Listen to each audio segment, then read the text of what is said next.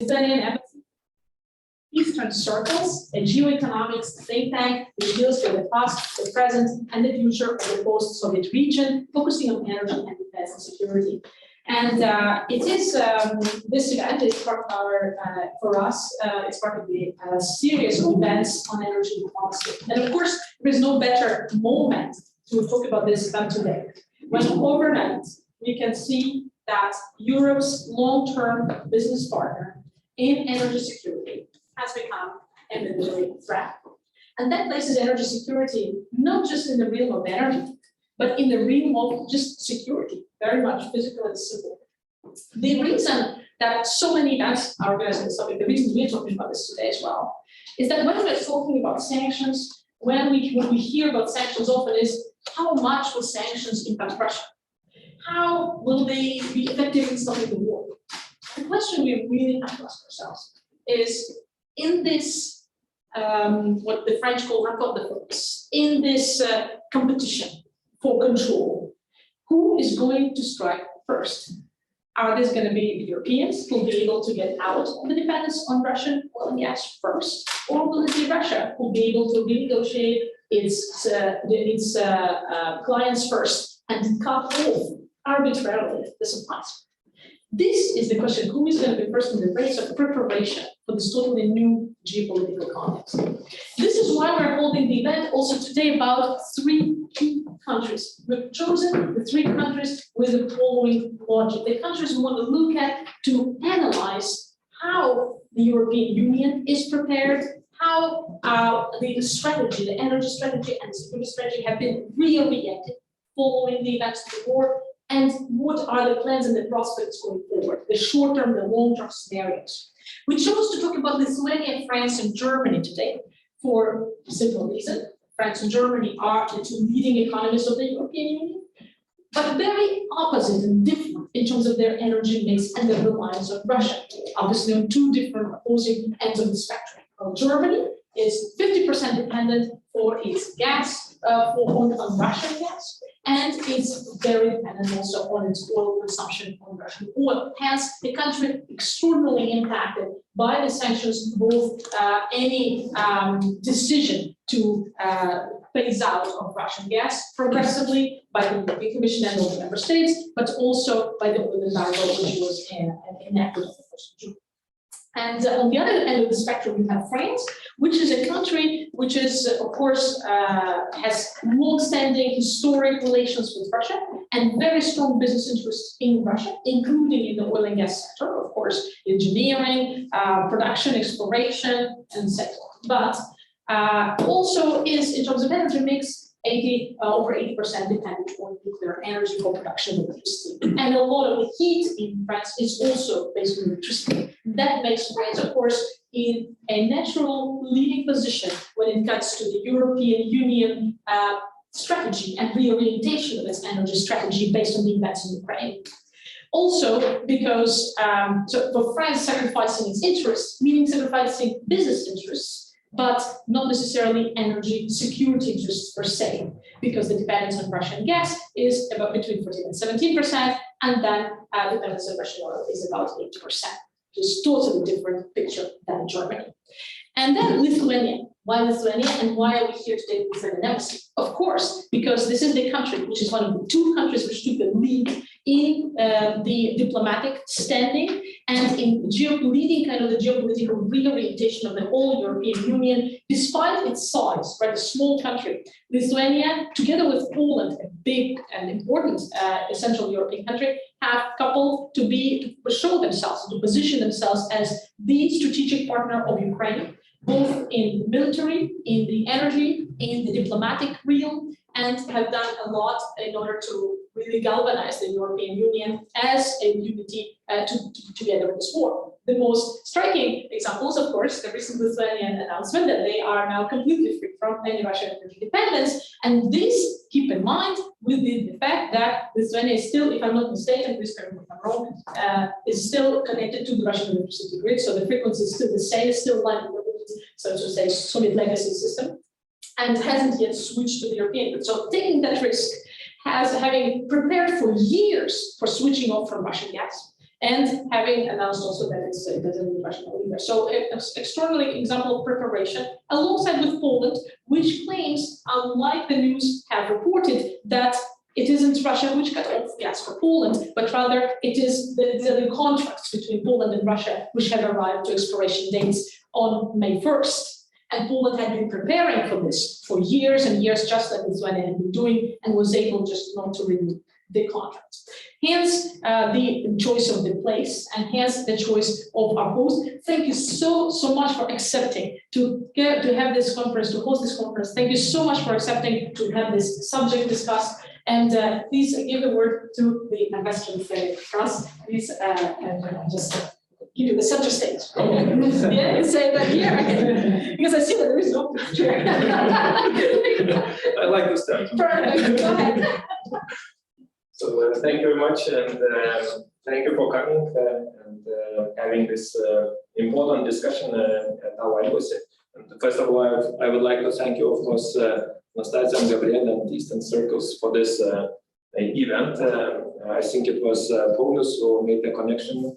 Yes, it's Paulus. He is godfather, for this event.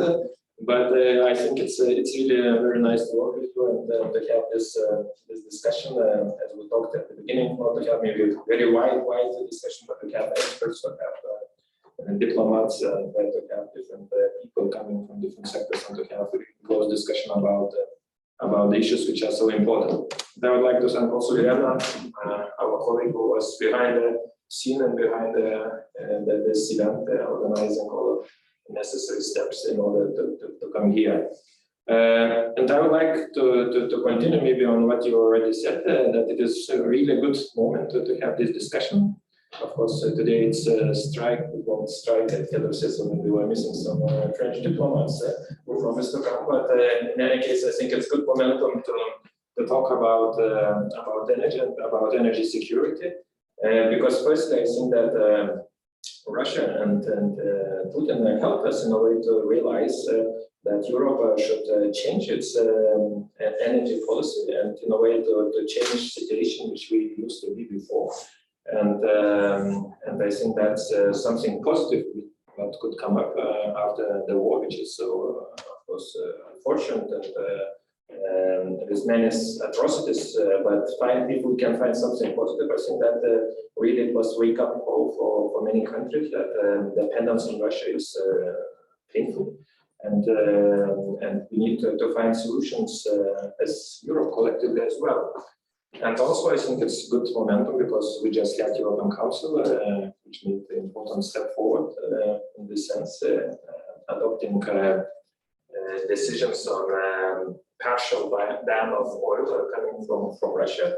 Of course, it was already decisions on coal, and I'm sure that after the oil, we will continue discussion talking about gas and about uranium and other sources of energy which we are still dependent on Russia. But I think the last European Council was important also step forward in this sense. And then finally, maybe why we were talking here about Lithuania, because I think I would like also to share a bit our experience, because I think it's really important to share this experience, to have some kind of testimony of our experience of energy security, because it can help, it could inspire also that this to follow as well and to push for European decisions. Just 2 days ago, I read an article which was made by France Info, which was a very good article showing what France can learn from Lithuanian energy security. And there was very good analysis showing what Lithuania did, what France did, what France can learn more from our experience. And I think we can learn a lot from us. Firstly, what we did, we realized very early that energy is a geopolitical tool which is used by Russia. And maybe it's not so well known in France, in Germany, and other countries, but just as we declared our independence in 1990, the first reaction from Russia, from Gorbachev, was that it was economic blockade. We didn't have gas, we didn't have petrol in the 1990s. And I remember being a small kid, 1991 winter, without heating, without hot water. And for us, I think it was very clearly coming the perception that energy is not just gas or oil, but it is also something more coming with this energy sources from Russia. Then important maybe benchmark for us was 2006, because this year was so-called Druzhba pipeline, including Russian language means friendship, which came under construction by coincidence because we decided to buy our oil refinery to Polish company. And of course, Russia was not so happy. They wanted the Russian company would be winning this bid, and the Russian company would be managing oil refinery. And then in 2006, Druzhba pipeline went under reconstruction, and it is still under reconstruction until now for 16 years. So for us, it was another example that how Russia is pushing us in a way in order when they are not happy with our decisions, political decisions. And maybe the last small example, 2010, is the last year when the Lithuanian president met with Russian president, so 12 years without having meetings at the presidential level. And during this meeting, President Putin gave a list of things to do for Lithuania in order to have smaller prices for gas. And at this period of time, 2010, Lithuania was paying the highest price in Europe for gas because Russia was not so happy with our politics, with our stance on Russia. And during this meeting, it was a list of things to do. Not to build an LNG terminal, not to have the synchronization from Brela, circle some electricity, not to build a nuclear power plant. Of course, when we got this list of things to do, we did everything in contrary, I think. So it was in a way thanks to Putin, and this list, it was clear what we need to do. So that's why I think these small examples shows that we already started early to think how we can shift from this dependence on Russia. So it was 1999 when we built the whole terminal in Lituania. It was the first thing what we did. And when the Druzhba pipeline went under reconstruction in 2006, it was possibility to have all coming to the Lituania terminal and have alternative, because before that, of course, we were getting majority of oil through the Druzhba pipeline. Then what we did, we built an LNG terminal because, as I said, we paid the highest price for gas, despite the fact that most neighbor infrastructure is coming from the Soviet times, so nothing economically needed to show that we need to pay the highest price. Of course, when we just built the LNG terminal, Gazprom decreased the prices by 30%, because it was also clear that they saw that we are serious about the LNG terminal and we will have alternatives, and then also they want to be in our market. But what was also important from this experience, being 100% dependent on Russian gas 20 years ago, that together with gas, there were coming a lot of side effects, I would say, because there were a lot of companies in this Gazprom who were bribing our politicians, paying for political parties, trying to influence our internal politics, trying to interfere in our elections. So it was already 2003 when Russia made a strong bit in our internal politics, because in 2004 we had the impeachment process of our president, and the basis for this impeachment procedure was because Russia was involved in the election campaign. So it was just 3 years after Putin was in power. So all these, I would say, examples gave us the need to go forward.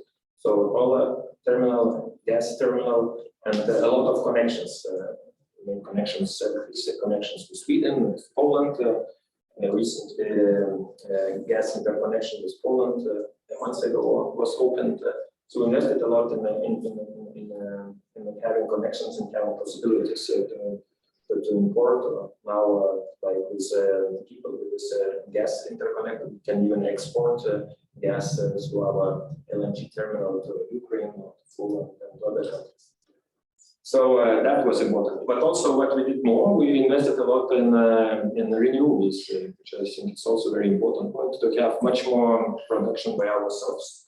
So that's not by coincidence that we have 27% of our energy mix coming from renewables, which is quite a good number comparing with other countries.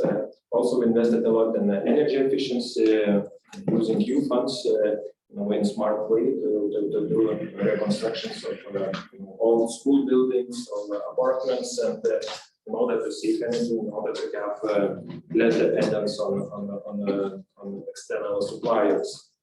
And I think it pays off a lot because now, as you said, we are the first country in Europe in which we are able to cut Russian gas, to cut Russian oil, also partially to cut Russian electricity, because on electricity it's still we are in this umbrella circle, but we are moving very quickly in order to get rid of this dependence, because it is coming that frequency needs to be back up by a strong flow of electricity, and it is still dependence on the rail circle which connecting Russia, Belarus, Lithuania, like Estonia. But the only way why Russia is not blackmailing this dependence is that the same circle is Kaliningrad region. And in a way they would be cutting off us, and they would be cutting off also Kaliningrad region. So that's why explanation, that's why it was not used against us. But our date is 2025 to have synchronization with Western Europe. Now we're moving even quicker, and I think that we will be ready to be connected from Russia much more quicker in 2024 already. But we already did many testings, and even in the case of stopping electricity running from the rail circles, we would be ready already to function as an island, an energy island, and that's not a big problem already now. But this is the last project for full energy independence plus. So that's a little bit testimony of our experience. But what we can learn, maybe what is important to learn from us, and to think what Europe can do. I think that firstly we need really to think to use this momentum, which now pressing Europe to get rid of dependence on Russia, and really to use this momentum in building real energy union. We were talking about that many years without having big success. But now I think with all crisis, Europe is becoming more and more stronger in a way. After COVID, Europe is talking about health security. And I'm sure that after the war in Ukraine, Europe will be stronger on energy, on defense and security matters. And so that's why real investments on energy union, building a real union which having possibilities to buy collectively gas, to have other resources would be a step forward, important step forward in this direction. And then, of course, I think that having less dependence on Russia is also something positive is for our economies in the longer term. Having alternatives to working with other countries also gives us much more power as Europe also dealing with on global scale. So that's maybe a few words before starting discussion, because also our experts who can provide you much more details on what we did and how we did it. But I just wanted to make it more political introduction on our experience. And as myself, I was working as diplomatic advisor to the president. I remember myself how many hours we were spending discussing with our neighbors, because in our case, all these infrastructural projects were regional projects. We need to be Latvia, Estonia, and Poland. It's not so easy always to have agreement between all regional countries.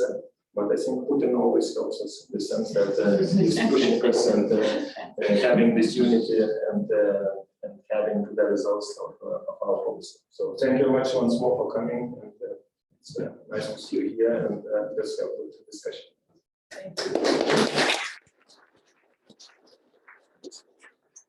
Thank you, Your Excellency. I guess now we should start.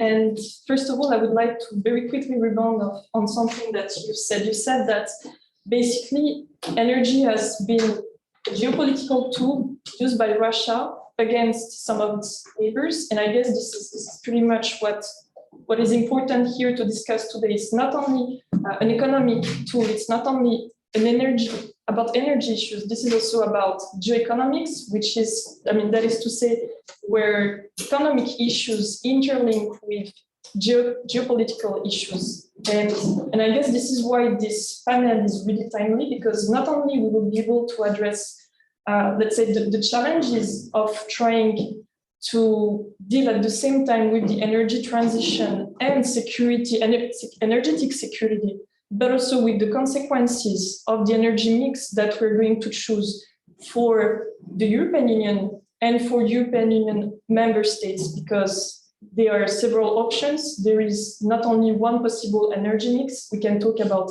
energy mixes, that is to say, technological, economical, and also geopolitical choices that we're making. And to address those issues, we are gathered here today with 4 distinguished experts that I will introduce in the order of speaking. So thank you for being here with us. And once again, thank you for having us here today.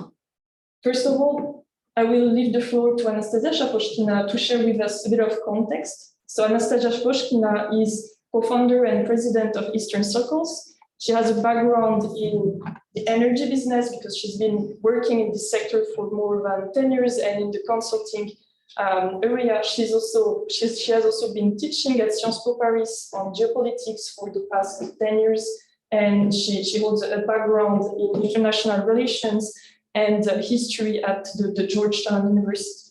So thank you for being here.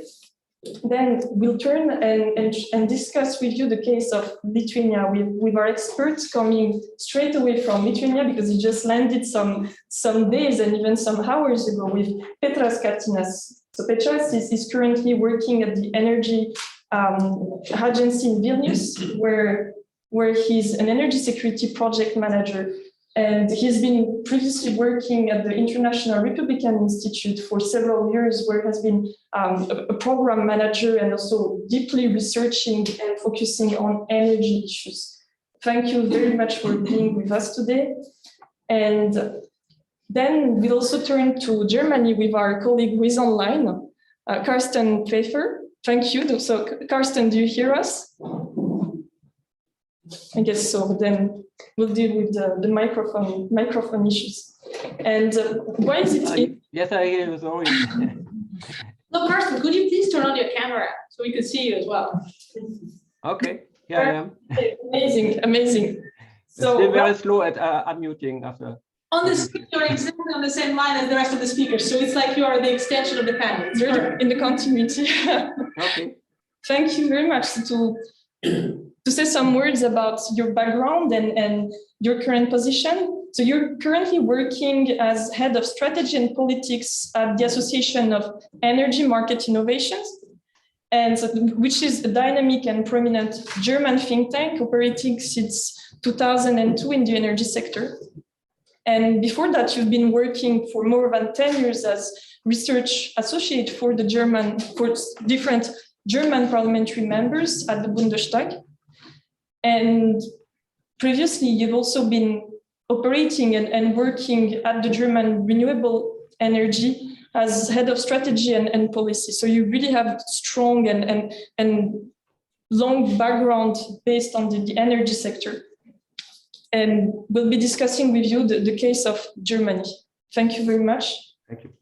And last but not least, because then I will turn to the speakers and stop speaking, but thank you. We turn now to our French speaker, Marie Degremont. Thank you for being here. So you hold a PhD in political sciences and energy, during which you've been focusing on the local and European energy policies in the context of climate change and facing this urgent need to do this energy transition. And you will be speaking today as such, as a researcher and professor at Sciences Po Paris, because besides that, you've also been working previously for France Stratégie, and you're now holding a position at the Haut Commissariat au Plan, and which is an advisory body to the French government. Thank you very much for being here today. And just to tell you a bit more about the agenda and about the rules of the game, so to say, I will just give the floor to each of our 4 speakers for, so to say, 10 to 12 minutes for a short presentation covering several aspects of the matter, after which we're going to turn to some questions, and especially to your questions. So do not hesitate to prepare them. Do not hesitate when I will give you the floor to interact with the speakers and to engage in a discussion and a debate. Thank you very much. And I will turn to Anastasia. And maybe just one last thing, in order to just, not to speak too long and not to run too late, whenever you would have reached 10 minutes, I will try to wave as discreetly as I can, this, to let you know that you should think and start concluding. Thank you very much. The floor is yours. Thank you. It'll be especially important in my case, because the ground I'm counting to cover in 10 minutes is just huge. Pretty much to open the speaker, to open for other speakers, to draft, so to say, the landscape of the sanctions that we're entering in, to understand better the sanctions. I would like to just talk about the stakes that we in the European Union are having in introducing those sanctions, and the impact, a possible impact of sanctions on the European Union and Russia economically, but then of course what interests us all and why the sanctions have been introduced in the first place is the possible impact on the course of the war, if there is going to be such impact. And the stakes, very briefly, they are, you know them by now, these numbers are guessed by heart. These were 25% of European oil imports that came from Russia, about half of European gas imports came from Russia in 2021, and 2/3 of coal imports came from Russia. So important energy player. One of the numbers missing here, of course, is nuclear energy. The numbers are less clear-cut here because we cannot say that we're dependent on nuclear energy yet, right? This is the question. But however, the European Union member states, 13 of whom are nuclear member states today out of 27, some of them are have long-standing relations with Russia historically, because Russian nuclear power plants have been built in Europe, in Central European countries, for example, and also some Scandinavian countries, and therefore have logically engineering, maintenance, nuclear fuel supplies, as well as uranium conversion enrichment contracts. And these last two categories, they also spread to some Western partners of Russia, not only to Central European states. Hence, we are looking at the whole plethora of energy relations, not just natural gas and oil. And as the ambassador rightly noted, also important issue often missing is the electricity connection, which still remains the same synchronization system for electricity grid for the Baltic states, or 3 countries of the European Union. Hence, when we're thinking about sanctions, when we have the stakes in mind, we have to, of course, remember that sanctions, which are meant to hurt Russia, are so important for the European Union, first and foremost, because they are hurting the Europeans themselves. Hundreds and hundreds of German and French companies, not to mention other countries, have businesses in Russia. And these companies range in size from small and medium businesses to giants like Total, Shell, BP. And exiting from Russia for any of these companies is a big political decision, is a decision that hurts. And of course, it means that Russia and doing business with them has become more expensive in terms of toxicity and image, brand damage, than whatever profit and whatever commercial interest could have been had from it as a gain. The impact, therefore, of sanctions on the European Union is political, is economic in this way. A lot of businesses have.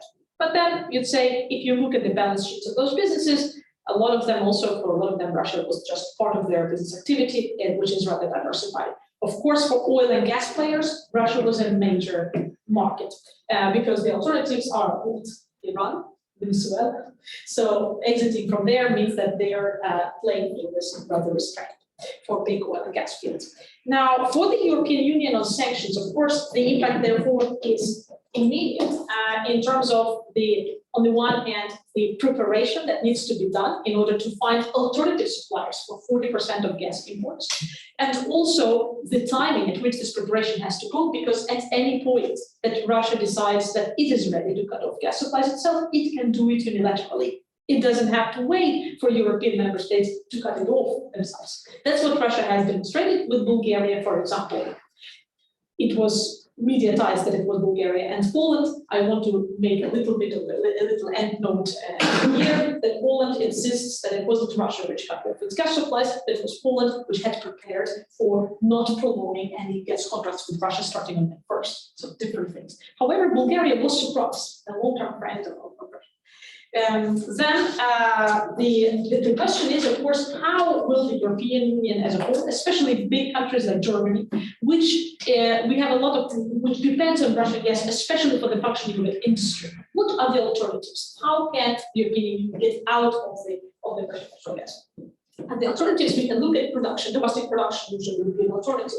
There, obviously, we're running into obvious problems because the domestic production of the European Union has been declining for the last years, and a big natural gas field which exists in the Netherlands, for political reasons, was decided not to develop it, and for the reasons of earthquakes, for very much also physical reasons, that a small country, densely populated, cannot afford having earthquakes because of development of a gas field. So therefore, that a Groningen gas field is kind of, the increasing domestic production is not going to be a big option. Second is replacing, substituting gas imports, switching from pipeline gas imports to other pipeline gas imports, for example, Algeria or Norway. But then Norway's pledged to increase somewhat its gas production, but in single digits compared to 200 billion cubic meters a year to replace of Russian imports. And Algeria has a problem of its own domestic demand going upwards. So that, of course, is going to be competition with the European demand. Now we're looking at LNG as another alternative. LNG, the two big suppliers would be the US and Qatar. Both pledged to increase their LNG supplies. However, there we are running into infrastructural problems. If in order to receive the LNG, you need regasification terminals in the European Union. Most of those are concentrated on the Iberian Peninsula, which is connected, of course, to the rest of the European Union with a pipeline, but the transit capacity of which is limited to 5 billion cubic meters a year. Hence, we are again facing the problem of replacing 200 billion cubic meters, and needless to say, those 5 billion cubic meters are already engaged. They are not in addition to anything else. Big countries, which are the major consumers of Russian gas, like Germany, do not have any LNG terminals, and it would take 2 to 3 years to build any one of them, even though Germany is jumping the hoops at the speed of light, trying to cut the red tape in order to construct the terminals. Then on the not on the receiving, but on the supplying end, you also have the same infrastructure problem, which we do not think about, but actually the liquefaction terminals in the US, they are also, all of them are completely engaged at capacity. And in order to increase the exports of LNG, the US also will need to build additional liquefaction terminals in the US. That is additional time, almost 2 to 3 years investment.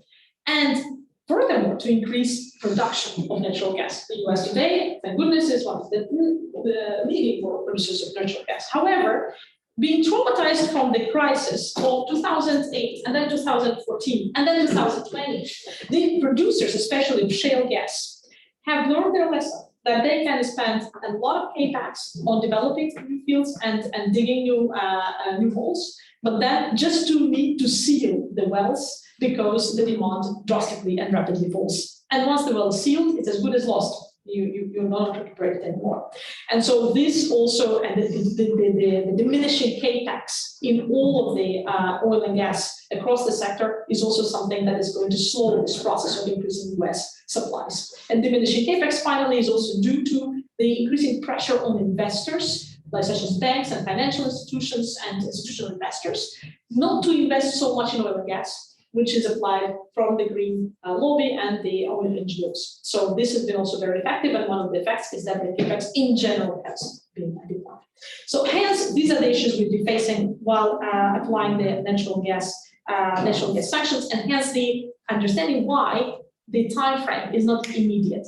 If the European Union applies it immediately, then it can find itself in the need not only to turn off the heating and electricity for its residents, but especially to the need to stop some of its industry. And that's the big preoccupation of the Germans. Hence, when we hear about energy efficiency and the need to lower the temperature of our heaters, it's all good and well. But this is the housing complex, the buildings, they're responsible only for 40% of the gas consumption, which is huge. But it is 40%, there's 60% of the rest of the industry, and that is very much more difficult to cut down.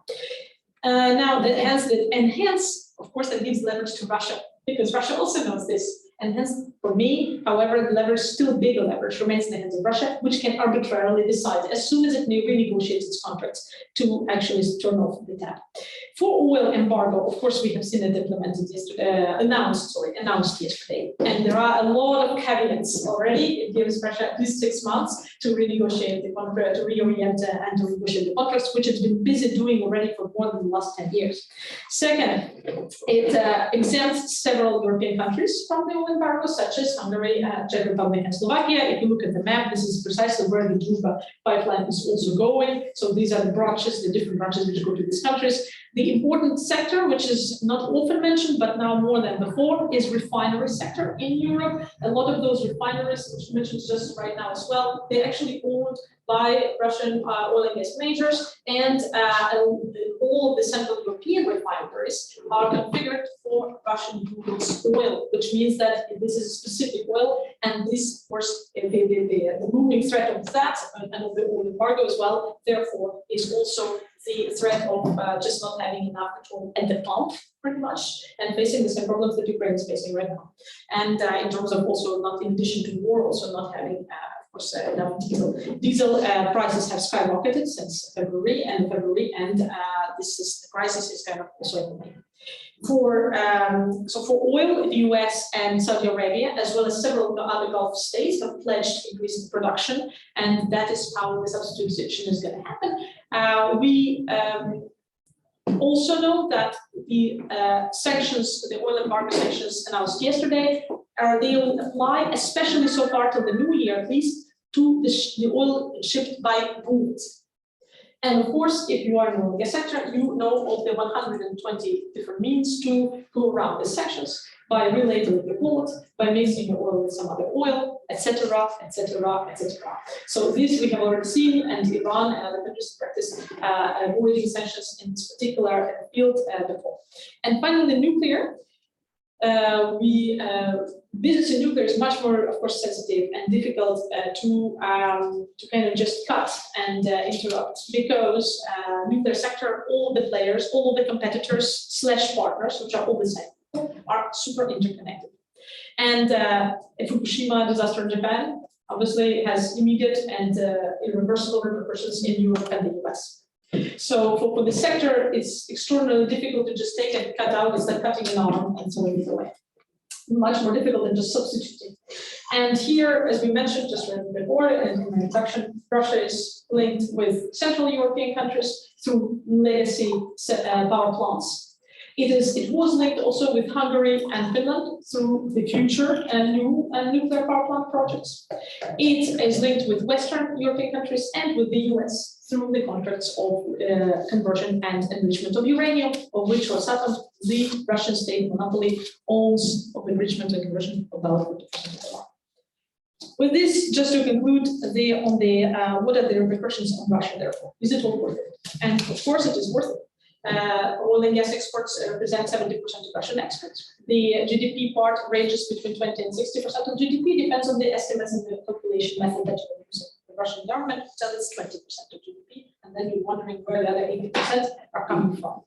And however, the question whether it's going to impact the Russian economy is a real question, because of course for the last over 10 years, Russia has been busy reorienting what it's called the pivot to Asia, reorienting its energy exports through constructing new oil pipelines like ESPO, through constructing new gas pipelines like the Power of Siberia toward China and toward India to a lesser extent. These are the biggest markets. And these are the clients which are all too happy to have the situation, because now they can renegotiate at a discount, both oil and gas with Russia. And that discount is an important issue. Replacing Europeans with the Chinese and the Indians, it's not the same. You are not replacing you are replacing somebody who was paying and honestly paying themselves market price partner with somebody who's going to be your captive, who's going to make you a captive supplier, who's going to be your major client or one of the two major clients, and who therefore will be able to dictate prices. This, not to mention that since 2014, remember what happened, right? The war in Ukraine started with them. China has been lending money to Russia, and Russia has been paying some of it in oil, therefore has already been shipping some of its oil for free to China, and we don't know how China is actually positioning itself financially as well. Finally, whether it's going to have an impact. So to have an impact on Russian economy, we have to see. There's going to be, I think, reorientation toward new markets.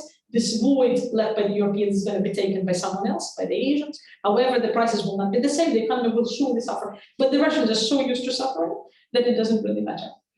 And when you, and they remember 1998, then remember the 90s, they remember the Soviet Union, this suffering, so far it's been nothing compared to that. Finally, whether therefore it's going to have an impact on the course of the week. there are a lot of different scenarios involved, especially the Russian people rebelling, because the economic condition is so tough. For me, we're not there at all. And even in the economic condition, it's so tough that the Russian people will go and rebel.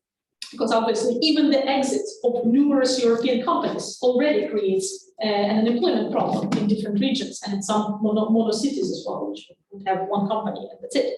However, if these people go and rebel, the moment they decide to do this, they are going to be facing hundreds of thousands, an estimate ranges up to 2 million of internal security services, fully armed and fully prepared to face any amount of resistance. So even if we're talking about millions of people gathering at the same place and rising up, they are not going to be armed, and this is going to be easy to put down. This system has been preparing since 2011, 2012, the first massive demonstrations in Russia, which we saw to rebuild the regime. And finally, the palace coup. The palace coup is something that the West has truly hoped for since the first day of the war, and everybody's just been talking about this aside from Putin dying of natural causes, probably of cancer. The palace coup is something that Russian history we've seen several times, but this have the Russian nobles. This is this is part of the Russian tradition. However, the problem is that the people that choose to kill. And the two Tsars murdered by the Russian nobles, these are Peter III and Paul I. None of them have been known through history for being either tough guys or strong in their head, nor strong in their body, to tell you the truth. So yes, the Russian nobles have no problem killing their leaders, but the leaders they choose to kill are the weak leaders. And never we've heard about Peter the Great, Ivan the Terrible, or Stalin being murdered by their right hand. At this, I'm going to let the floor to the in-depth country discussions of how we're going to react to this crisis. Thank you for having set the context, and now I'm going to turn it to you, Nicholas, to talk about Lithuania. Okay, thank you very much, first of all, for all organizing for the Embassy. It's great to be here. I prepared a small presentation. I'll try to be as fast as I can. When I'm listening, especially people who are in the Western Hemisphere, you always can see that somehow they are either they are afraid of Russia, either they are thinking that this is a huge, big bear which we have to, handle it. However, coming from the Eastern Europe and being big friend of Ukraine, I think that for Eastern Europeans and not post-Soviet countries, we are Eastern Europeans. Thank you for correcting me. Yes. I accept. Yes. And the thing is very good example how to deal with Russia. And the ambassador already mentioned that Putin actually helped us a lot. However, I want to tell that not only Putin is to blame for the situation which happened in the past and which is happening right now.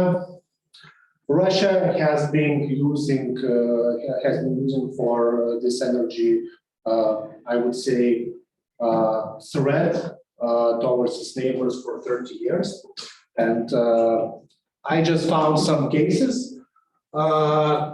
In 3 decades, basically you see that Russia used it against almost its neighbors, and not only neighbors. I didn't include here Venezuela. Yes, Venezuela was a country which is a close ally to Russia. However, they used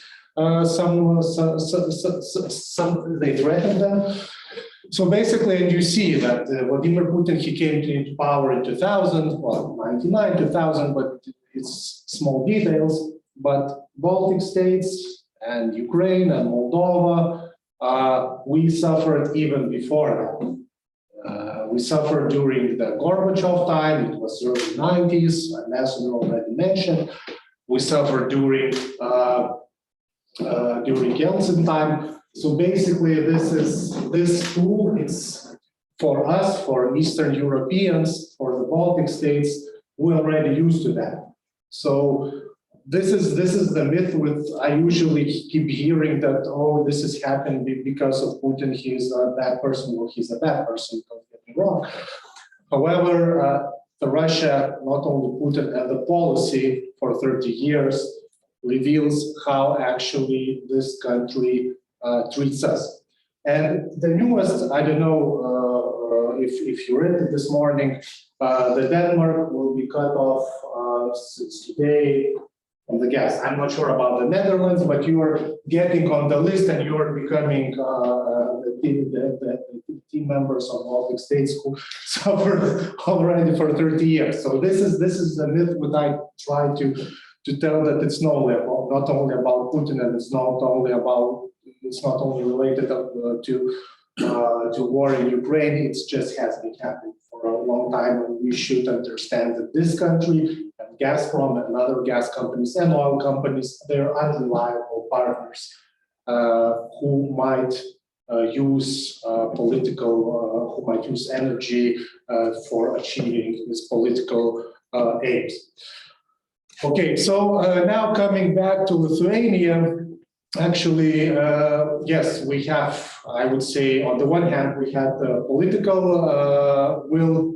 On the other hand, we had some disadvantages which Russia left for us.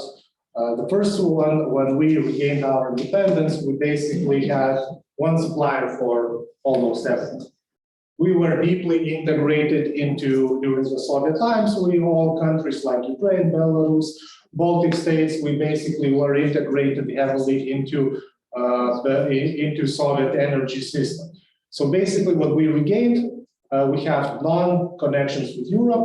We had all our connections was with Russia. So basically it gave them power to use its energy, I would say energy aggression, towards Lithuania and other Baltic states and other countries. When I speak, I will speak a lot about Baltic states and use Baltic states because and the European Union and other, we were, for the European Union, for a long time, we were energy in island of isolated we were from the European Union.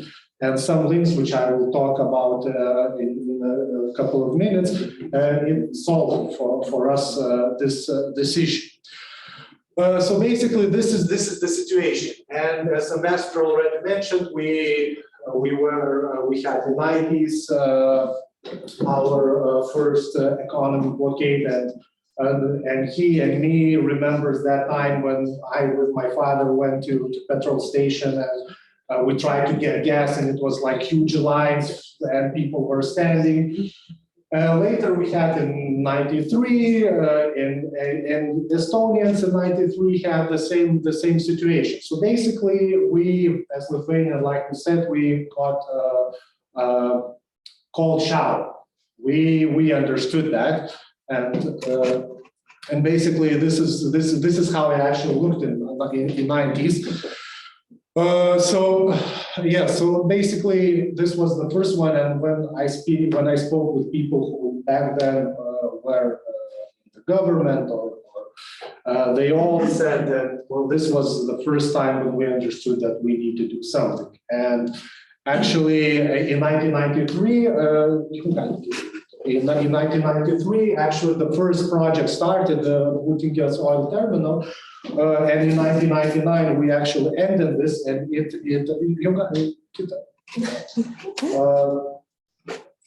okay, so I will yes.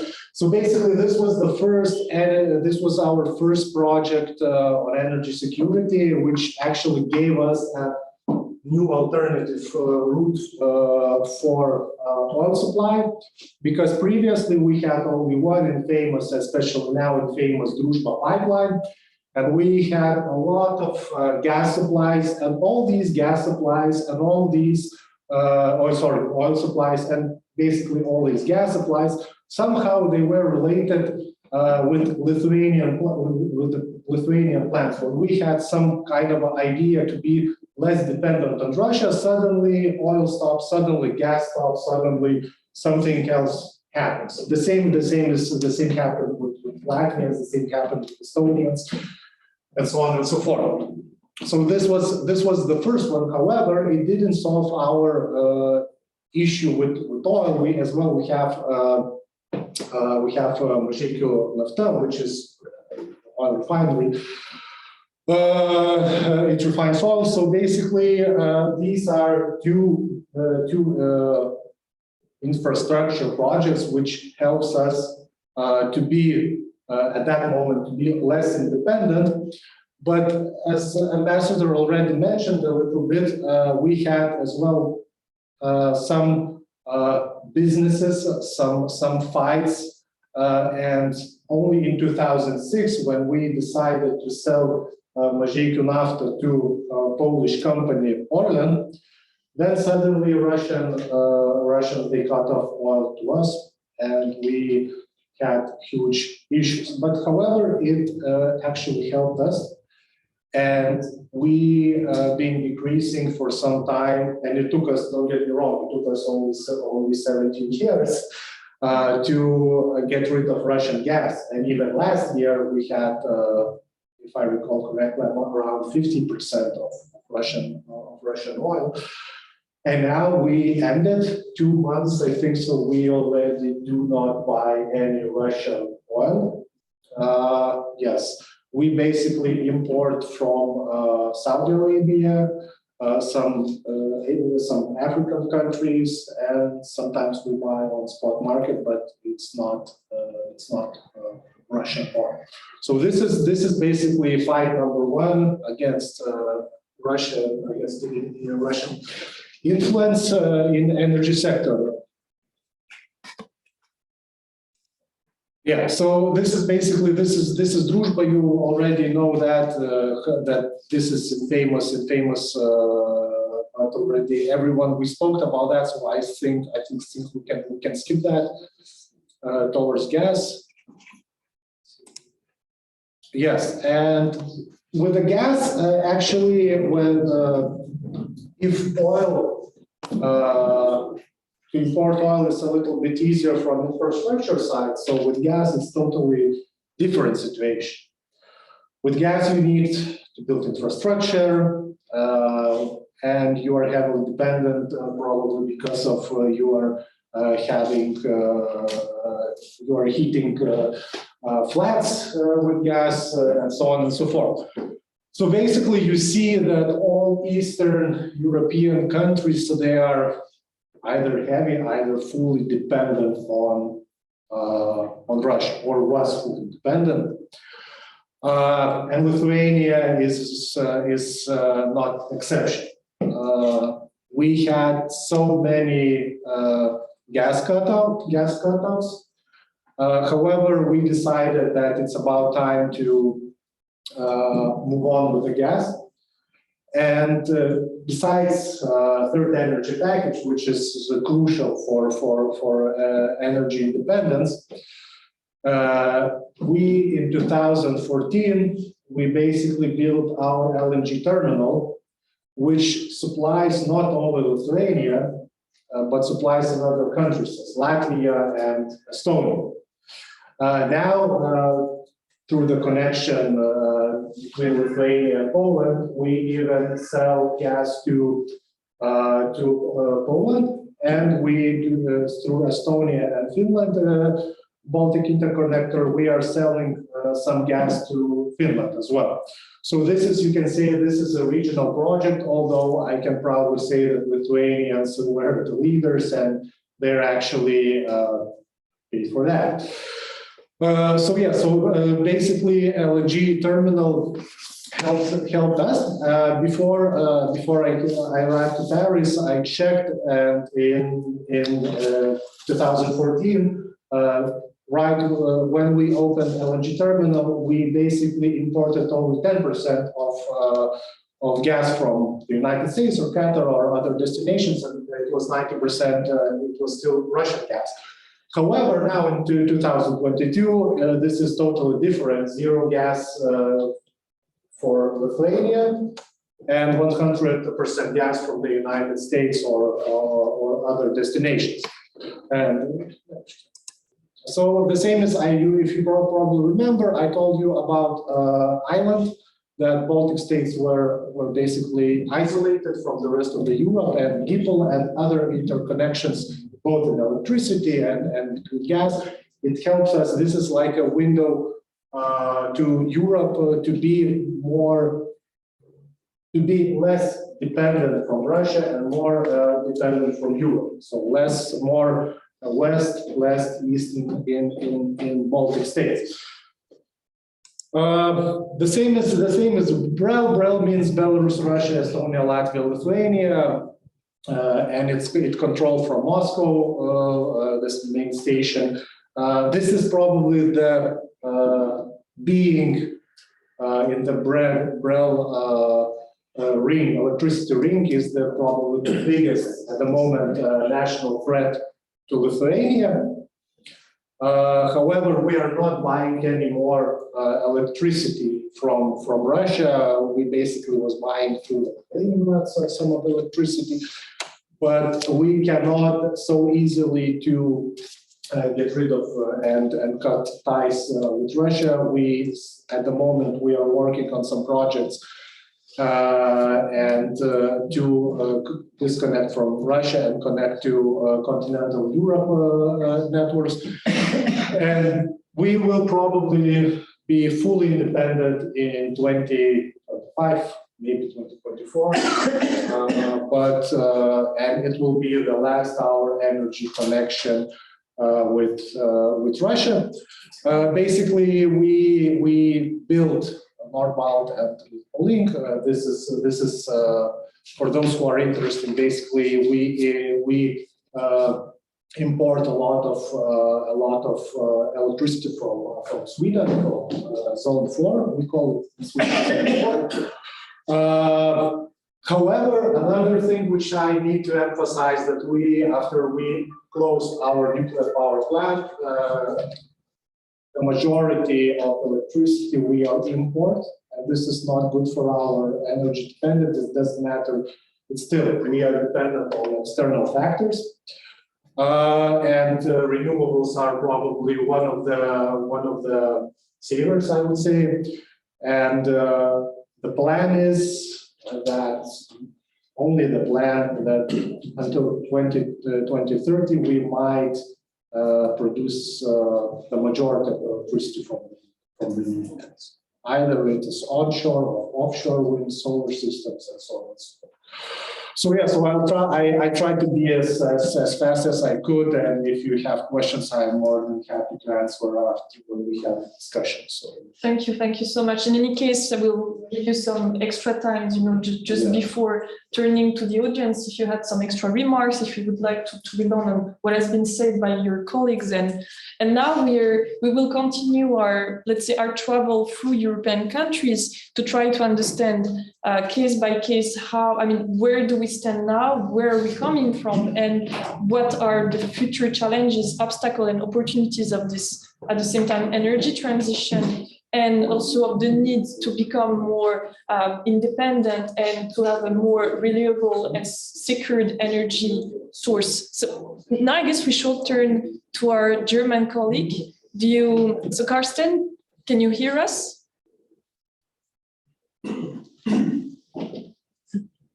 Yes, I can hear you. I'm, as always, very slow at unmuting. Amazing. So thank you very much. Now the floor is yours. So the same rule as for our other colleagues. So I will give you, let's say, between 10, 12 minutes. Then I will try to I don't know, like to do something to make you understand like this, that you should try to conclude. And I don't know, I will do something, visible on the screen for you. So. Okay. I have a little bit kind of surprise. First, thank you very much for your invitation and for your kind introduction. It wasn't my intention, but I have some PowerPoint slides, and I will try to fit them.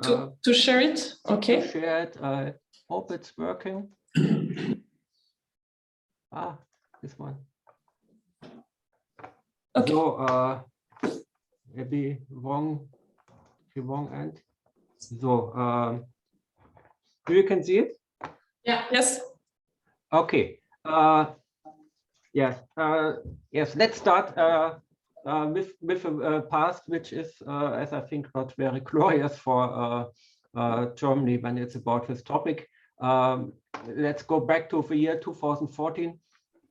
friend of mine did make this photo montage in this year after first attack of Russia on the Ukraine and all what happened. And we tried to show the connections of yes, paying Gazprom and the Russian government takes the money in modernizing its military. And yes, this year we could see kind of results. This is a picture I took from Twitter. And luckily, modernization was not as good as it looked like due to several reasons like corruption, and also T80 found this as result. So, so let's come back to Germany. I think we had some decades of wishful thinking, and 2014 was late. We had also discussions several years ago when we had the discussion about Nord Stream 1 and later Nord Stream 2, and I will come back to it. I don't think I will leave this. In my eyes, we had a kind of competition of politicians of burying their head in the sand as deep as possible when it was about Russia and our dependence on Russia. And but it were not always politicians, but most of our media too. We did not have a very deep geopolitical discussion. So I might say we had some kind of geopolitical darkness when it was about Russia in the last decades. And but as you know, it was not only for Germans, but many more companies did import a lot of energy from Russia. And we had yes, we had many discussions in the past about diversification. First result of diversification of gas imports was Nord Stream 1. Few years later, to my surprise, there was a new discussion about diversification, and we got yes, the construction of Nord Stream 2, which didn't deliver any gas until now, and probably for the future. And what was also really interesting is we did suddenly find out in the last winter that our biggest gas storages didn't belong to German or European companies, but to Gazprom. And moreover, these had been empty. And this shows on the one side, yes, what I called geopolitical darkness in the German side, and on the other side, the strategic elements of what was Russia doing. I had many years ago some talks with people from Yukos, which told some politicians about it, but most politicians didn't want to hear it. And the storage systems being part belonging to Gazprom was something which wasn't really known in Germany, not even to most experts. So there was no discussion about this at all. So yes, where are we now? We are not prepared. So we need some activism in the short term. Luckily, we have some medium and long-term strategy, which has nothing to do with geopolitics, but with fighting climate change. So I start gas. We were totally dependent from Russia, 55% last year, and this will be reduced. at the moment due to high gas prices. And we have now we get a kind of LNG strategy with 4 floating systems, of which 2 will start before the winter is coming, and 2 other ones afterwards. And we will see what is happening in the winter. We have some preparations and many discussions which who has to turn down gas supply first in Germany. So we will see. Easier is oil, because oil is easily be shipped, and we have already a reduction from 35% to 12%, and the 12% is it's about 1 refinery in Eastern Germany, where there are talks with Poland now to deliver some oil from Poland to help Germany. Unfortunately, this refinery is in the hands of a Russian company, Rosneft. So the same procedure here, but I think we will find some new owners pretty soon. When we talk about coal, we had the hard coal side 50% imports from Russia last year. This will be reduced in the next weeks to 0, but this is also easy because you can ship from everywhere hard coal. And if we talk about lignite, we have lignite ourselves, more than enough, more than good for climate. But yes, we have some facing out coal targets to 2030, 2038, which will probably be changed by the new government pretty soon to 2030. So this won't change. Might be a surprise for some people, but we think we can solve the energy problems within the next years. So it will be possible. And nuclear, we have nuclear phase-out period since many years, and it will be finished at the end of this year. We have still running 3 nuclear power stations, which we close at December 31 latest. And moreover, and very important is we have renewables, which we will ramp up in the next years, and we have some very important targets.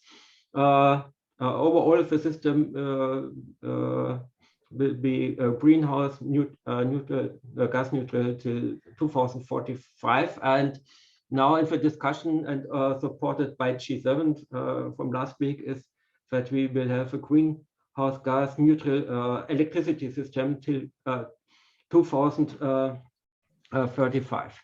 So what are the main elements now of our energy policy? Diversification in the short run, but the main element is ramping up renewables very quick, as quick as possible. We have some restraints we have to work on. Second is to improve efficiency and to have a ramp up of heat pumps. Third point is green hydrogen being produced here in Germany, but also imported from everywhere, from Europe, Africa, maybe even Australia.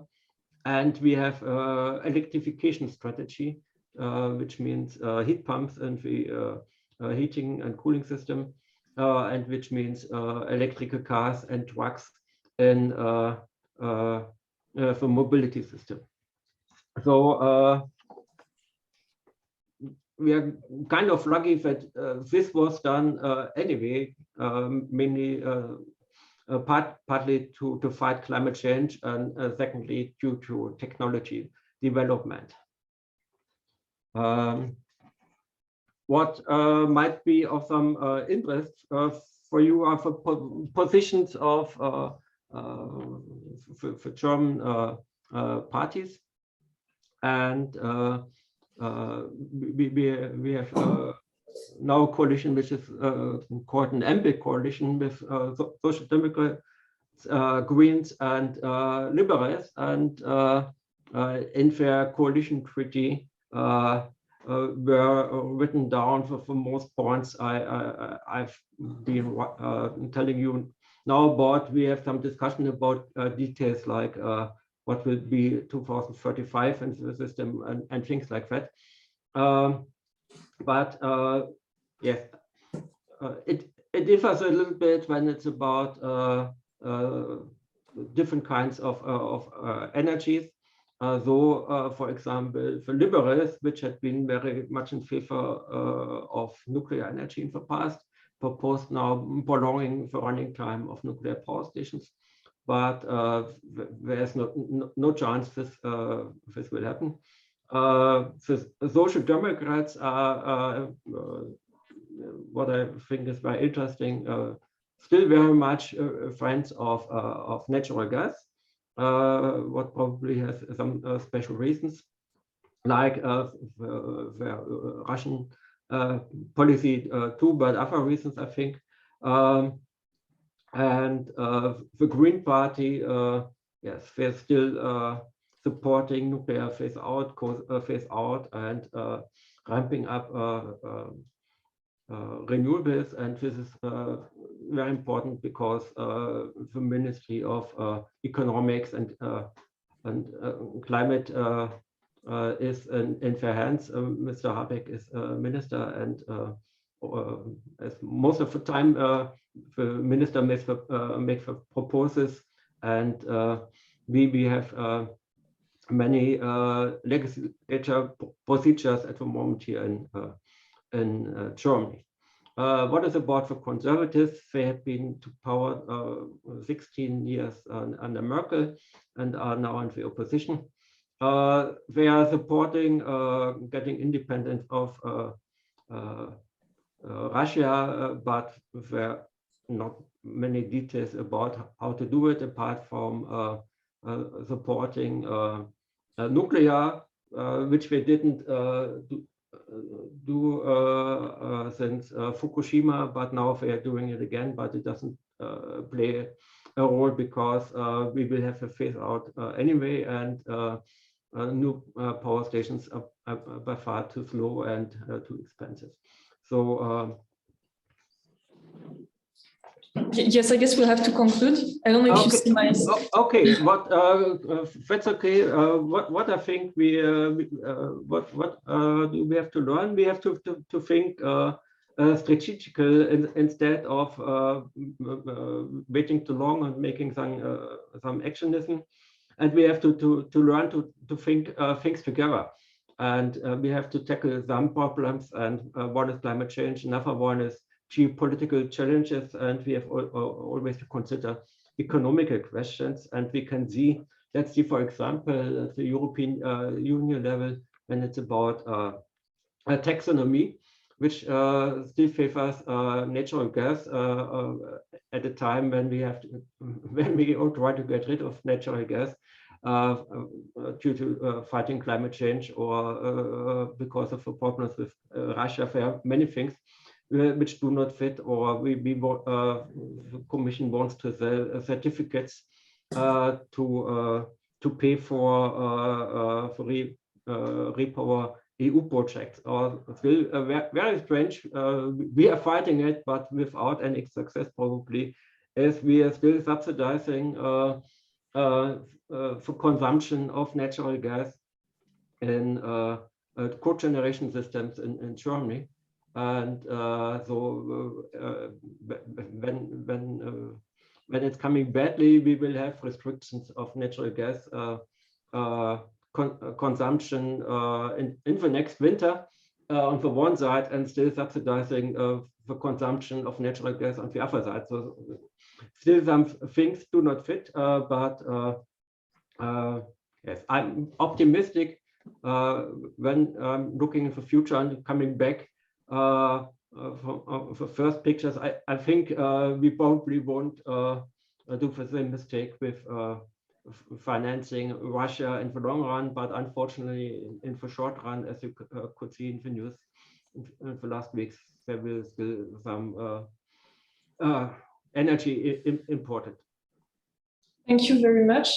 And I guess now we should turn to our last panelist to to talk about the case of France and to deep dive into the French energy policy, let's say the future challenges to it, the plans to also go through this energy transition, the new project of the French government regarding nuclear, everything that we have to know about France. I guess this is your turn to share it with us. Thank you.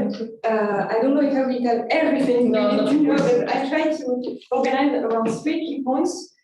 First, despite the fact that we think that France is rather independent as regards energy, we think about nuclear energy, but France has some vulnerabilities too, because it rests upon having reliable access of fossil fuels, and it's a vulnerability. Secondly, in the search for alternative, so France is trying to find alternatives, and it has been vocal on energy sanctions against Russia because it's more independent than other countries. But it still had to make efforts to be more independent regarding fossil fuels and to be more independent to gain credibility on this move, because it's late when it started regarding keeping fossil fuels. So it has to be more credible, more coherent in its own strategy. So 3 points. First, France is considered rather independent as regards energy, but it's due to its status as a nuclear champion, and nuclear electricity represents only a quarter of France's energy supplies. So it's you have to deal with the rest. So we are a bit independent, but we have to deal with all the sectors that need other energies. So oil makes up to 42% of final consumption, and natural gas makes up to 20% of final energy consumption. So we are highly reliant on fossil fuels that are imported. I will put some figures because that gives ground to more analysis for later. Electricity, so from 67% from nuclear energy, this year that it has been lower than in the past. And we are reliant on fossil fuels for 7 or 8%. It's a low figure, but it's highly important because fossil fuels are used during peak hours. So it saves our security of supply during hours of tension, during winter, for example. And this reliance on fossil fuel is mostly from natural gas. 63% of this fossil fuel used for electricity come from natural gas, 9% from coal, and the same for oil. That means that it's a very small figure, but it's critical. And this electricity coming from fossil fuels is also imported from outside, especially from Germany. So we are linked, we are connected, and our fates are linked. So when you have a problem with electricity supply in Germany or in Belgium, it's also our problem. Our supply regarding fossil fuels is rather diversified. It comes mostly from Norway, as regards gas, 36%, and Russia is supplying 17%. So it's rather low. We are comfortable with the LNG. We have infrastructures compared to other countries. We have 4 facilities. We have high standards and regulation regarding storage, and our supply is quite good, I would say, depending on the time of the year, but we are quite good as regards storage. However, we are sensitive to global markets and regional markets as regards LNG, as regards oil. So the price are set on the international stage. So even if we use a little bit of imported natural gas or oil from outside, from Russia, we are very sensitive to price spikes and to economical conditions. And that has a lot of implication on our economy and our industry. As regards the sectors which are impacted, our industry relies for 40% on natural gas. So even though Russia is not a major supplier as regards natural gas, we need it for our industry. And we are talking about reindustrialization, relocation on some of key points of the value chain, but we are reliant on natural gas to make it work. electricity makes up to 35% of the energy supplies of industry. The same, if there is a problem regarding electricity supply in Germany, in Belgium, or in France, we have troubles to fuel our industry. For transportation, oil products make up to 92%. So even though it's quite diversified, we are reliant on a commodity that is priced on international markets and subject to tensions. Housing is reliant on natural gas, electricity, and their services also. So we are highly sensitive to supply constraints and political tensions. We are not insulated from these tensions, these energy tensions, despite the role of nuclear energy in our country and despite the fact that we have a diversified supply. And it's critical regarding also the citizen, the consumer, because gas is used for housing, for industry, for heat, for electrical production. So it's in our everyday life. So everything is impacted when there is a trouble somewhere in the world, or when the LNG goes to South America, for example. Somewhere else in the world, you have an impact in France. As regards our connections with Russia, so our natural gas is only 17%. Oil products are also rather diversified in France. It's around 10% on this. France is the first destination of US LNG. It imports also from Qatar, from Australia. It also has supply from Algeria. The supply starts, but it's diversified. And as Anastasia said at the beginning, the capacity is also overloaded, so it will be hard to have more. So my second point is that France is searching for alternatives. It can try to tap into other global supplies, but they are limited, into other sources like biogas. It also works on reducing demand, so it is searching for alternatives. So this context explains why France has been vocal on an oil embargo, has been pushing for the coal embargo, so it's rather pushing on sanctions because it's less vulnerable than other countries. But it also has made efforts. It's in line with the position of France of being a nuclear champion, and France advocated for nuclear into the green taxonomy at the European level. So how to ease subsidies and to direct funds towards green investments. France has been rather moderate on the support regarding hydrogen because it has to be produced, and we don't know if we have enough electricity to produce it, but it's a French position. We also implementing measures to side on the climate objectives. So France has climate objectives like carbon neutrality, and it's linked to our electricity, energy security objectives too. We have an objective of reducing fossil fuels, and being the president said that we want to be the first nation exiting fossil fuels. But everything has to be done. We have the objectives, but the policies have not been marked by the great results on these issues. We've got on this multi-annual energy action plans. So we've got kind of a planification, but it's only on 10 to 15 years. So is it so much as a visibility? I don't know. It has to be reworked on this aspect. But that kind of plans are important.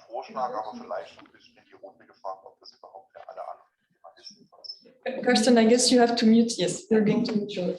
So these plans are important to give visibility to other actors, all the energy sector, and also to make our move credible regarding other countries. For example, when we say we want to diminish our consumption of gas or oil, if we have roadmaps, other countries will see that we are credible, we are determined to phase out fossil fuels. And today we lack credibility on implementing these plans, so we have to go further.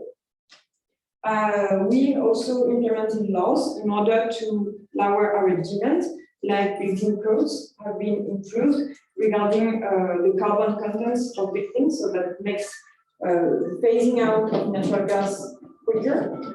It's in the law, but it's not in practice as for now. We got measure on the efficiency of mobility systems.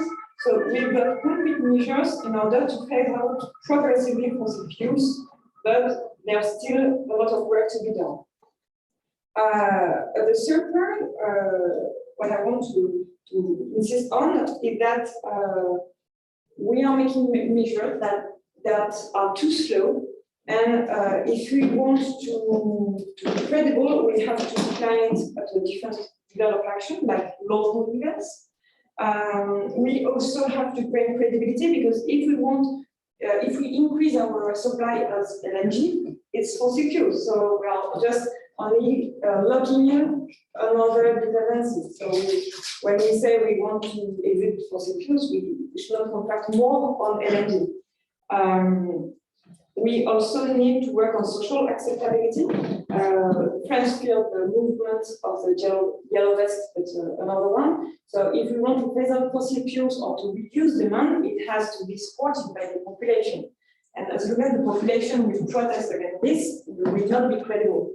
So we have to make everyone integrated and working on the just transition in order to be smooth and to be a real transition.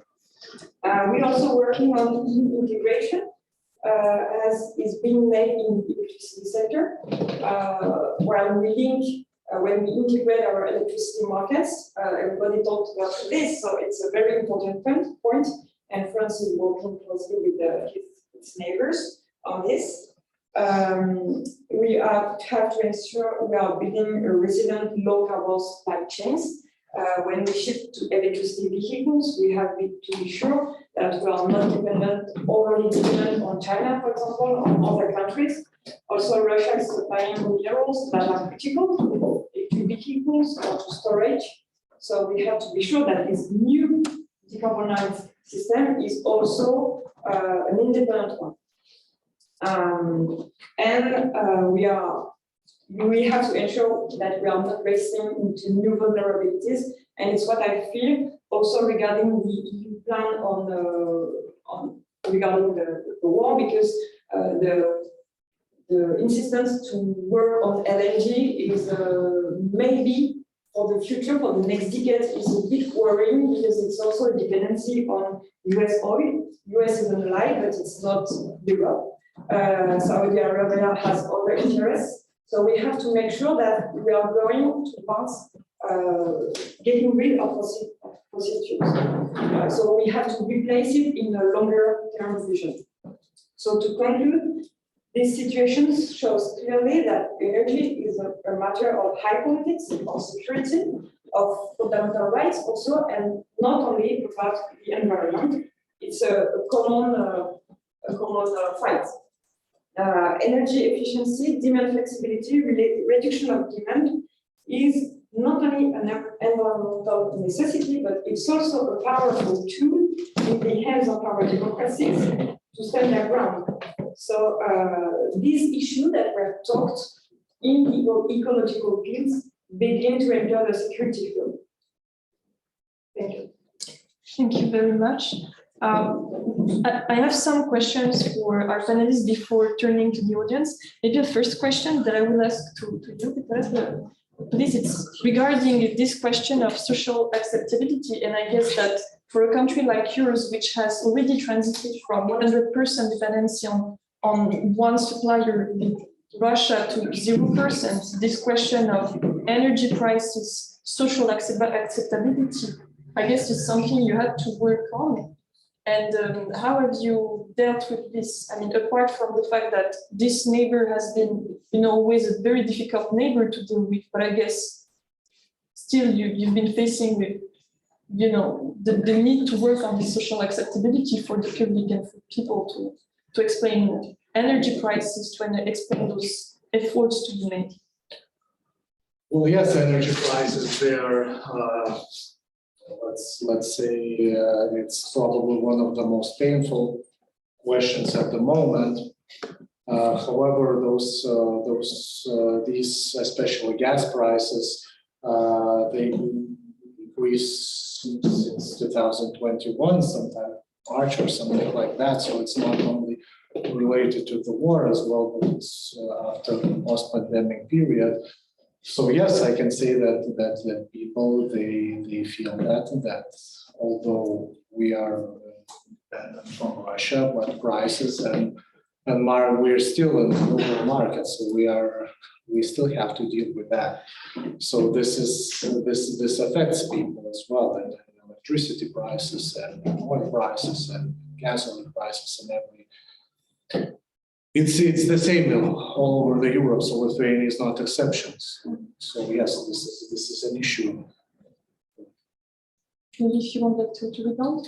Yeah, I think that the European Commission pretty much in its repower EU strategy addressed these issues, saying that, well, we'll be facing, at the end of the day, we'll be facing either rationing or price controls or subsidies. In France, we have already experimented with subsidies. The government introduced a 18-cent subsidy per liter of gasoline that you could have seen from one day to another. I think it was the 1st of April. So if you were planning to take a car on the 25th of March, you were thinking, wait a second, I'll wait for 5 more days and it's going to be X euros cheaper. And that's, though, not an option, of course, in the long run, although it's politically very acceptable, but maybe the most acceptable option of all compared to rationing or price controls. Price controls, of course, is an option least favored by any sober economist in any government in the European Union, because that automatically first of all, detours the boats with LNG or oil away from Europe, because other people can be paying more. And second, it just close the market. So that's these are the options among which we have to choose. Unfortunately, the least evil, I guess. Yes. Maybe now turning to you, if you would like to ask a question to the speakers, just please raise your hand and introduce yourself before speaking. Yes, please. Yes, good morning. Thank you very much for your very interesting panel.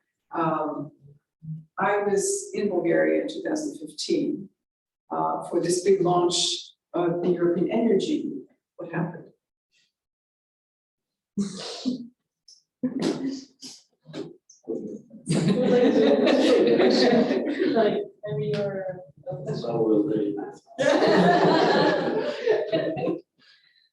What happened? Well, so, you know. Where are we now? This is the question. I mean, why are we doing now another initiative at the European level of this repower EU? Do you remember the 2015? Yeah, it's not the same, yeah. No, so that's my question. Just a few, but it's the question, what happened? Why do we need another? Yeah, I mean, this was started after the war, the first war in 2014 in Ukraine. And people started to think about, well, how do we get it? And Mao Sekulich, bless his heart, he went around to all the European countries, and his first stop, and I happened to be there for this big conference, photovoltaic conference in Bulgaria, where he opened and launched this road trip. What happened and why did it take off? Yes, but energy is in the hands of the states. It's a national policy. So as long as it remains a national policy, national interest, we don't have a real union. So I think that states have not been united at that period. Maybe things are going to change. We have big changes in these last weeks or months. So maybe we'll go faster into integration or be more coherent with our measures. But the fact that we had a European impulsion, we had energy packages, but it has been too slow. This is why we have new packages in order to go faster and higher. But it's still a lot of work because it's in the hands of states. Maybe so, as some people said, that Putin is helping states to be more together. Even at that time, we were talking about reverse flow connectors. Exactly, Right. exactly. So maybe we could go faster, but it hasn't worked. So there's another package. Yeah. So I was surprised because it's the question, the answer is the question, what happens? So I think that we have to go faster, but we understand why it's slow, because regarding France and Germany, it's very hard to converse to be partners. Just between those two. Yeah, so it's slow, but due to the war and the particular context of now, maybe we will go over our tensions. And the second question, if I may, on hydrogen.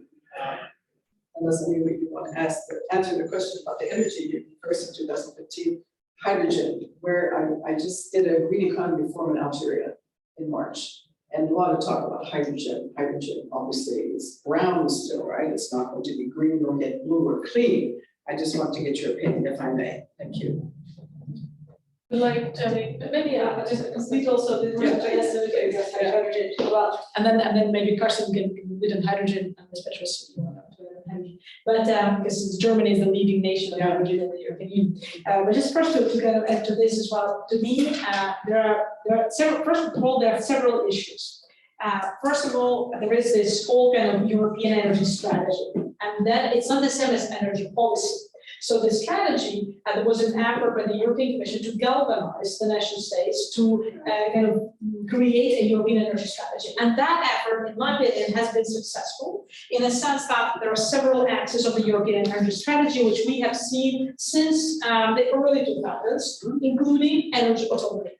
Hence, the measures, the concrete measures in which it materialized are, for example, the interconnectors, which have enabled the reverse gas flow, not from east to west, but from west to east, and which have therefore helped avoid the gas crisis since 2009. For example, gas crisis 2012, when Russia, Gazprom actually did not manage to deliver the volumes it contracted, not for the reasons and political reasons, but because the winter was very cold in Russia and the demand was higher than they expected. And it was thanks to the reverse flow that Europe didn't feel that effect. But just to say that this is the result of the energy strategy, and then internal, that strategy plays out, for example, through market, like breaking monopolies and stuff like that. So that also has been successful. Now, today, we see that the latest kind of manifestation before the war of the energy strategy was the Green Deal. A new commission comes in, the von der Leyen Commission, it announces its vision. And von der Leyen, being a former minister, German minister, although it was of defense, not of energy, but Germany, therefore, being a leader on everything in the European Union, von der Leyen comes and she says, we are going to do the Green Deal. We are going now to implement a number of measures. We're going to announce a number of policy packages. And this is something that, as Marie said, every new commission, it's a number of new policy packages, which is an effort of European strategy to galvanize the states. And therefore, they announce their strategy, they develop it, etc. It goes on. But for now, you have the war, and they have to react. So they react by introducing repower EU strategy, to which then each state has to react. However, each state has its own energy mix, which of course then and it's the state which has, as I said, the monopoly on decision making. And hence, Europe doesn't mean the strategy doesn't exist, but it is a different level. You can say it's like a supranational level versus the national level where things actually are decided. And what we're seeing now, it's unprecedented in terms of the EU. Let me say they agreed somehow with very many caveats and etc. on embargo. They have agreed on certain phase out of natural gas, etc. strategy, right? And then everyone has to do the own. But it's a real thing. No, energy union is not a good example. It's not didn't really get very far. But the energy strategy is different. It's not energy union. It's these other things. Was it a start? Did you say it's a start? No, it wasn't a start. Wasn't even a start. European energy strategy is something the European Commission has been trying to move against all these different measures, since the early 2000s, even before, not before. But it's gained more power since the early 2000s to implement it, and it's not the start now or in 2015. And then on the hydrogen, for me, and then Carsten, maybe you can take the hydrogen question, since Germany is the leading state on this. For me, whatever the discussions on hydrogen have to be taken with a grain of salt. Already after the war, we heard much less discussion on hydrogen, because obviously within the whole taxonomy, within the whole decision of the European Union about the role of gas as a transition fuel in the green transition, the calculation was that even hydrogen is going to come from Russia. It's just on the long run that gas is going to turn to hydrogen, as the new pipelines like Nord Stream 2 and even Nord Stream were already hydrogen compatible. Now that big component, and that's the only kind of profitable, let's say, well, economically justifiable type of hydrogen today, right? Then this component falling out, I don't know what's happening to the hydrogen market. Please, Carsten, enlighten us, because in general, there is no hydrogen market. There is a use of hydrogen by the industry, which is historic, which is rather small for a commercial, large-scale hydrogen installations everywhere. Because for the hydrogen production to start big, it has, the hydrogen consumption has already to be big, meaning, I don't know, hydrogen vehicles, hydrogen, whatever, heat pumps, whatever, that we haven't seen. And so now the question is, with the Russian gas falling out of the equation, what is the plan? And Carsten, I don't know, what's the plan? You being German. Yes, good question. As I did say, we have a lot of hydrogen already, but it's so-called gray hydrogen from natural gas. And if we want to get rid of natural gas or reduce for consumption, we have to get another one.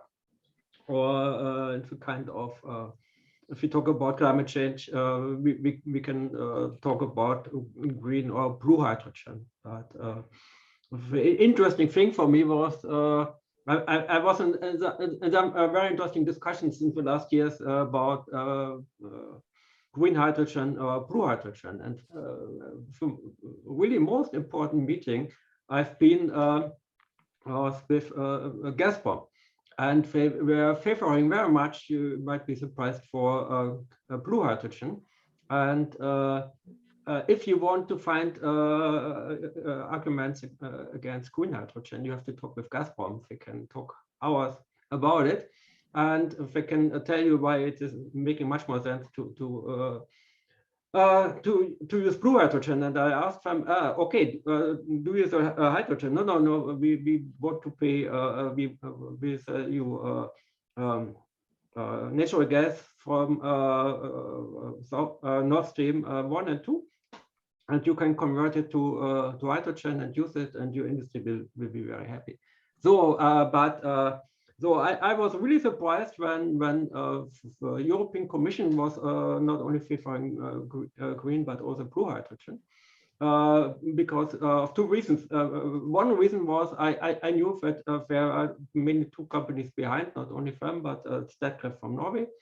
That's fine. And the other one very heavily lobbying in Germany and Brussels was Gazprom. So I think this probably will change. I hope so. But the second thing is the European Commission told everybody that it's going to be a transitional technology. So, but we have no infrastructure for carbon removal. There's an idea. There are some projects in Norway and Netherlands, but we have no infrastructure, and it would take many years to build an infrastructure. So transition technology, which is not available, doesn't make very much sense.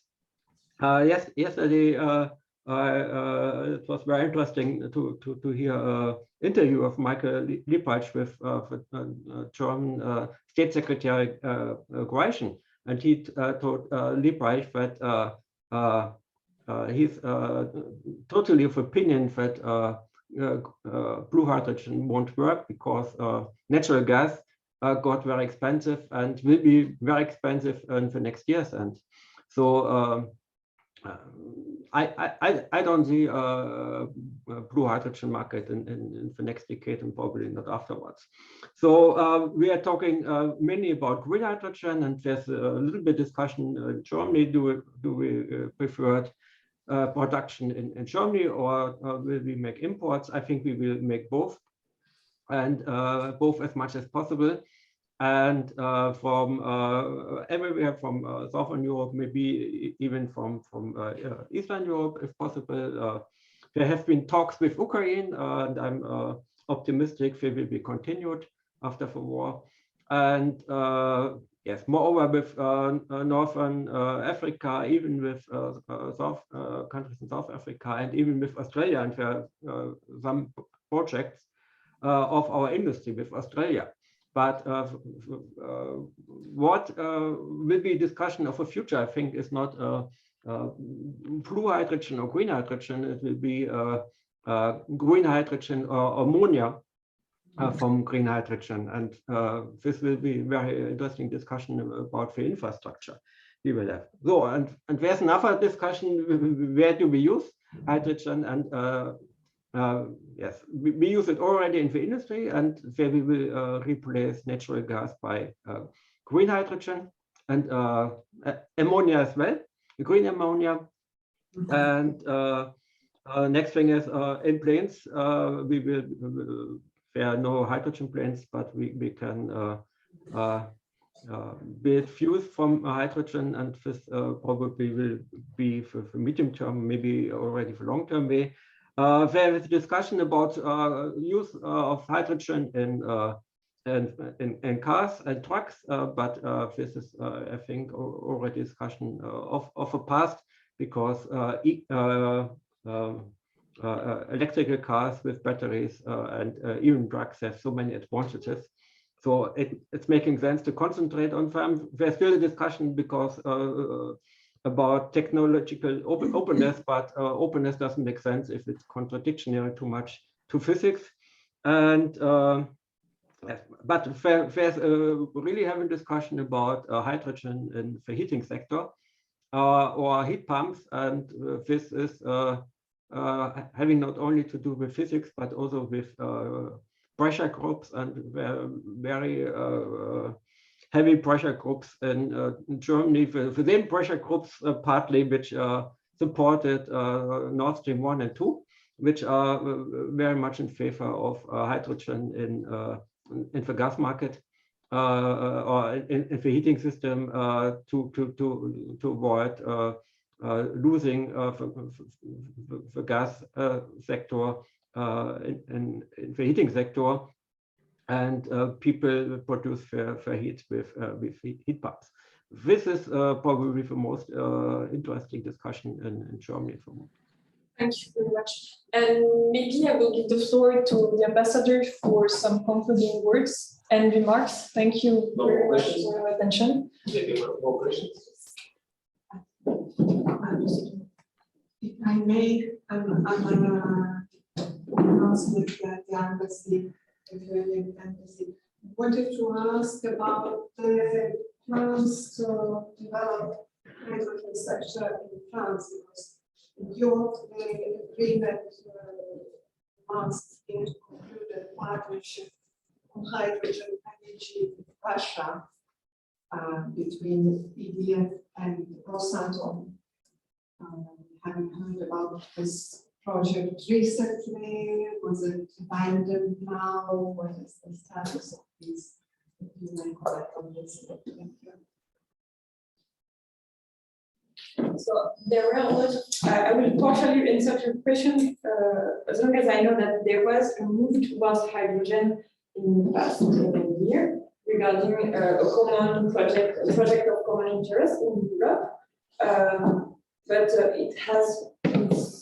progress has been slow in this issue. France is quite it wants to use nuclear energy to produce hydrogen, but it's not pushed by all the industry. There is so I know that progress towards hydrogen has been slow in France. Also the cost, because if you want to produce hydrogen, you need electricity. Electricity prices will be higher, so hydrogen, green or decarbonized hydrogen will cost more. So it's not cost competitive.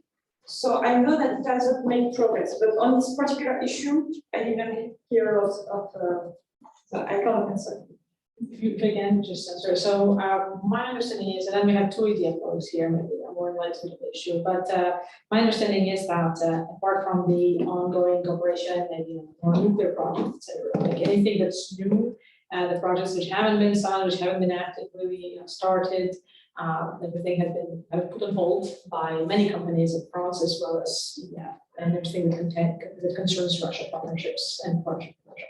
Now, on hydrogen specifically in Russia, the leading company has been Air Liquide, since also this is their and not any other player really, as well as in many other countries. In fact, since Air Liquide, hydrogen is something that they've been doing for many years, very professionally. It is not a new business segment as for many other energy companies, including EDF. It's a new business segment which exists for years, and for Rosatom as well. It's going to be more in the new business segment in their diversification strategy, and not really a natural kind of natural byproduct. Would be more in the chemical industry that the key players that can be found. However, it's true that in Russia, so not only Rosatom, but every pretty much energy major has picked up hydrogen as a topic in the last 2 years. That the political discourse has been more turned toward hydrogen, and they wrote documents about it as well, political documents. Now, since this technology will depend a lot on cooperation with foreigners, and the Western technology is well positioned on hydrogen, I do not see the projects going forward in the immediate future unless they've already been really well established, meaning everything's been built, infrastructure in place, has been produced, etc., etc. Most important and big kind of setback for hydrogen development in Russia will be that, of course, that a lot of their population in general, as a hydrogen producing country of the future, let's say, was based on the clients, on the market, on the consumption market, and that market was European market, was supposed to be European market. Well, war obviously not only these very futuristic projects, but also very immediate projects in which the European Union depends. I think that for hydrogen, again, we have several people who are very much experts on energy, including in Russia here in the audience. Please begin and express your opinion. But for me, this project is going to be dead in the water for some time to come.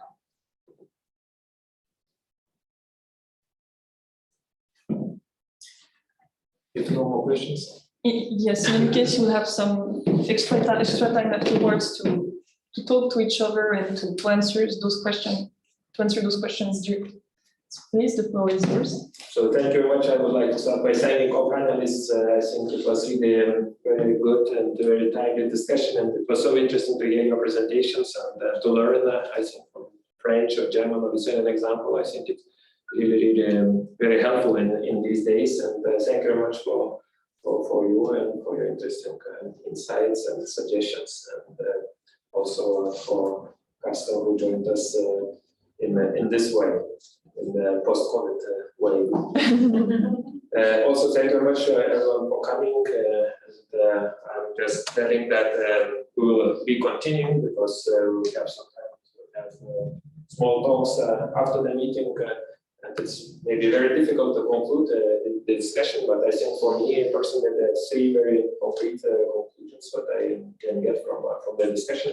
So first, that in any case, we need to look at how EU member states can cooperate more on energy security, in order to find solutions for the short-term challenges which we are facing with sanctions and this trend of lifting is dependence on Russian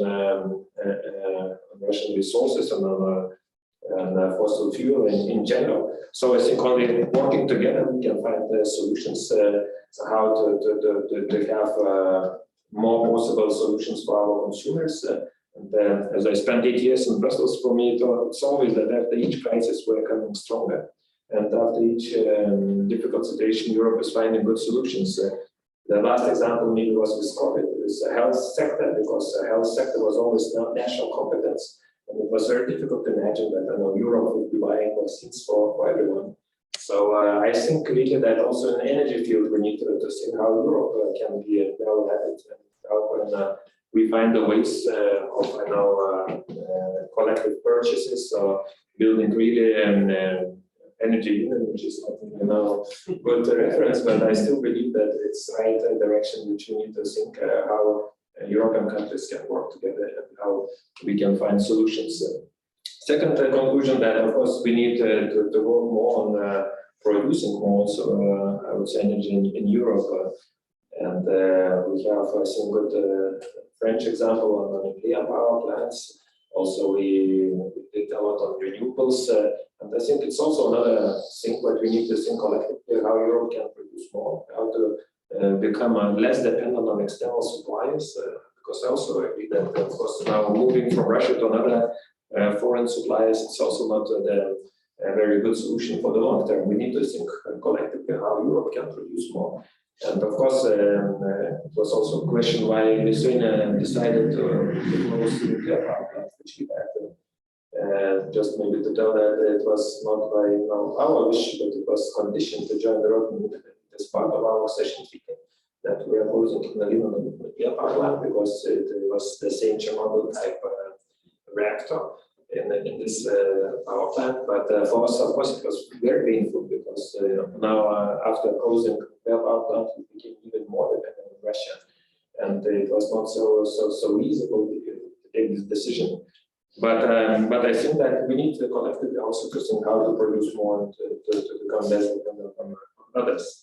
And finally, maybe the third conclusion that we need really to have some lessons learned from what happened in the past and what happened with this dependence on Russia. And for me, the lessons learned that we need to forget about just energy being energy. And this really is something more. This influence into our internal politics, this influence into electoral process. And of course, it's a pity to see a former German chancellor who was also shown here in one of the slides working for Russian companies, or former French prime minister who worked for Russian companies, and some other European politicians who, after the office, they are continuing working for Russian energy companies.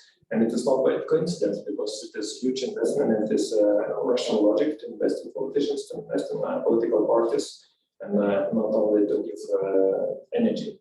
So that's why I think we need to really have these lessons learned from this situation, and to look to the future, and to have a much more stronger Europe. And that's it. And now I would like to continue our discussions with the investor line, and we have some good talks continuing. Thank you very much. Thank you.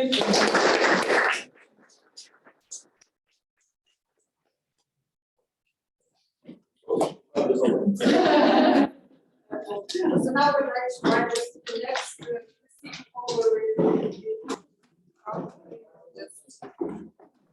I wish you good discussions. Bye. Thank you. Thank you. Thank you. Thank you.